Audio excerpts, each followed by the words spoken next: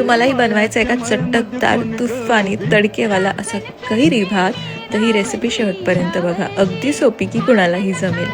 2 cup basmati तांदूळ स्वच्छ धुवून त्यांना शिजवून घ्यायचं आहे. भात गार झाल्यावर त्याच्यावर 3 मोठे चमचे सुकं खोबरं खिसून घालायचं आहे. सोबतच 1 कैरी स्वच्छ धुवून खिसून तीही ॲड करून घ्यायची. 1 छोटा चमचा साखर आणि चवीपुरतं मीठ घालून घ्यायचं आहे. आता फोडणीसाठी जिरे, मोहरी, हिंग, 1 टेबलस्पून चण्याची डाळ, 1 टेबलस्पून उडदाची डाळ, 2 टेबलस्पून शेंगदाणे, सोबतच सुक्या लाल मिरच्या 5 ते 6 आणि कढीपत्ता. आता हा तडका आपण आपल्या भातावर घालूया, सगळं व्यवस्थित मिक्स करूया आणि सर्व करूया हा सिझलिंग कैरी भात जो एवढा टेम्पटिंग आहे. एकदा खाल तर सारखं करून खाल. सो एन्जॉय युअर उन्हाळा.